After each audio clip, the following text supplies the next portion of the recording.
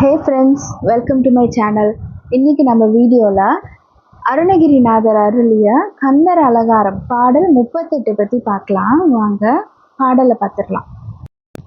நாள் என் செய்யும் வினைதான் என் செய்யும், என்னை நாடி வந்த கோள் என் செய்யும், கொடுங்கூற்று என் செய்யும், குமரேசர் இரு தாளும் சிலம்பும் சதங்கையும் தண்டையும் சண்முகமும் தோளும் கடம்பும் எனக்கு முன்னே வந்து தோன்றிடனே.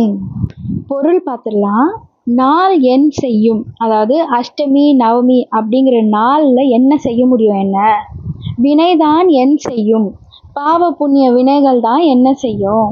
என்னை நாடி வந்த கோள் என் செய்யும், அதாவது நவகிரகங்களால் நமக்கு ஏற்படுற துன்பங்கள் தான் என்ன செய்யும்.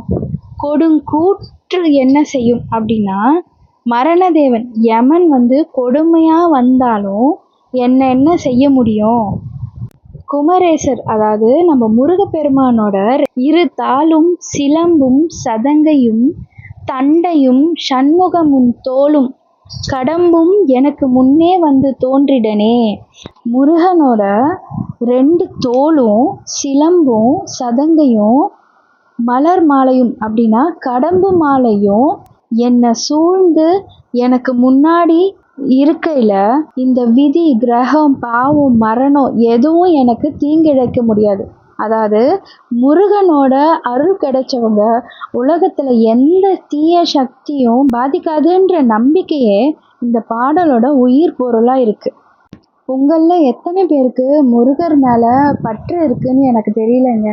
ஆனால் எனக்கு ஏதாவது ஒரு பிரச்சனை வந்துன்னா முருகான்னு ஒரு வார்த்தை நான் சொன்னாலே எனக்கு முன்னாடி முருகர் வந்து நிற்பாருங்க. என்னடா இவ கடவுளே வந்து நிற்கிறாருன்னு சொல்கிறாளேன்னு நீங்கள் தப்பாக நினச்சிக்காதீங்க.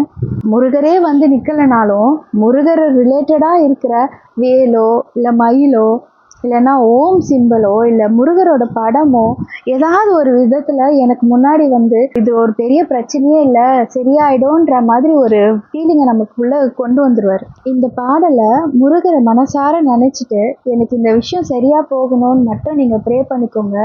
கண்டிப்பாக நடக்குங்க. இறையருளை தேடி சர்வேஷ் மாம்ஸ் சேனல். தேங்க்யூ.